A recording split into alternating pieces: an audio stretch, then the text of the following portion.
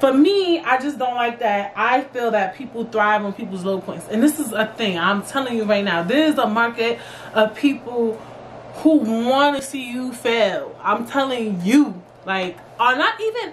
Alright, sometimes they don't even want to see you fail. They just thrive on you fucking up. Like, it's fun. Like, people like drama. People like gossip. People love it, you know? And I think it's, for some people, it's intriguing when it's somebody close to them, right? Like somebody that they actually know. It excites them, you know? Especially when you're on a high, like, right? Because, like, for instance, like I was saying, I'm posting myself on social media, laughing, wearing makeup, doing this, doing that. So people look at you, you on a high. Oh, you lost your baby, you on a low. You know? Oh, you getting a divorce, you on a low. You know, it's like, yes, did you hear the tea? Da, da, da, da, da. Like, people thrive on that shit. That's another reason why, too, I don't like really posting my man on social media. First of all, he doesn't even really like social media. So that's the first and most important reason why I don't post him. He hates social media. Like, this shit, he ain't built for it. He doesn't, you know, whatever. That's not my problem.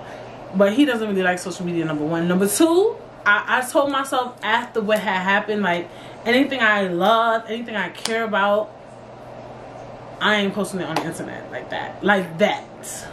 Like, I'm not going to say I wouldn't post things I love or care about on the internet, because I post a lot of things I love and care about.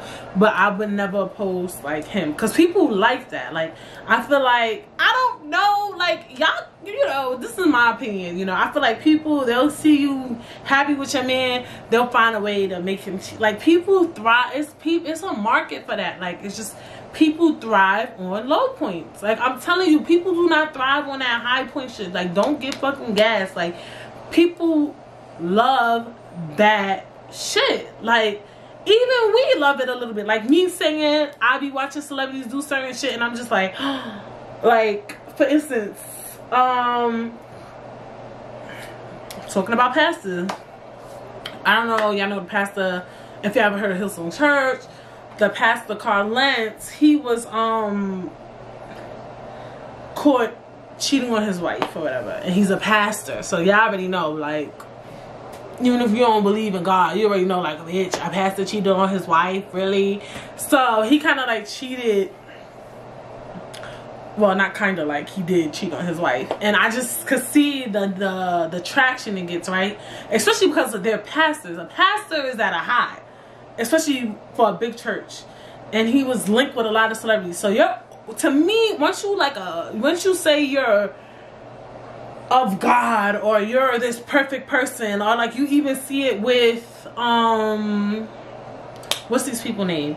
You see it a lot with activists, like black activists and stuff. Once you talk almighty and you act like and it's not even acting like you're high. I don't feel like pastors act as if they're better. I really don't. Not these days. Maybe back in the day. But honestly, a lot of them be keeping it real funky, bitch. Like, let's be honest. Like, to me, the ones I watch, they be keeping it real. But still, if you're a pastor, you're preaching the word of God. You're preaching, telling people don't cheat on your wife. They're telling people basically, you know, to be this person of God, and then he turned around and he cheated on his wife, right? And I feel like that godly community thrived on it, and people obviously who hate going to church thrived on it. Like, and it does, because I remember I was a little caught in it. Like, it kind of, what's the word, enticed me. Like, when I heard the news, like, it was enticing, because I used to go to the church. Anybody who knows, I went to the church a lot. Not even, like, I would give, you know, Hillsong, what's the word, kudos to really bring me back closer to God. So I knew Pastor Collins. Not knew him personally, but you know what I'm saying. So it enticed me that he cheated on his wife. And I felt like, too, like, I kept watching it. Like, it was enticing. Like, I would say I was thriving on his low point. Like, for real. And I would say, in some ways, that could be a good and bad thing now that I talk about it. Because I felt like, okay, if the Pastor Carl Lentz, cheated on his wife, we're all super flawed. Now, for the Christian community or church community, they'd be like, that's bad. Because now you're going to think you can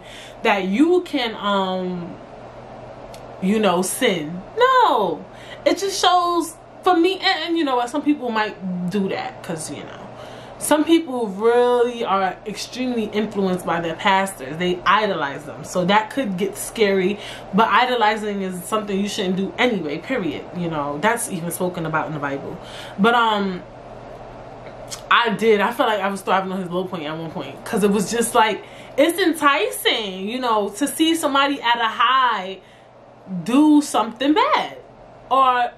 And sadly, for some people, I don't like that. To see people down, that's at a high. Somebody you look at that you feel is always good, or that they're happy, or maybe you feel like she's so pretty or whatever, he's so handsome, and then you find out that, I don't know, like, people love that shit. You know what I'm saying? Like, they love that shit. And I want to say too, like, be careful. Do you want... Okay, so now that on this podcast, we've established that people thrive on low points. Is that dangerous? Is it a big deal? Fuck yeah, I think it's a big deal. Because, that type of behavior can become addictive. And,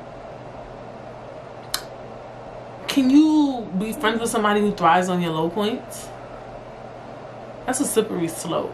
Because sometimes you could thrive on somebody's low points and you're not even knowledgeable of it. I feel like sometimes, I'm trying to think, like, can you? Yeah, I think some people, like, they not real. Like I said, I was open. I said I felt like I was, like, intrigued by that storyline,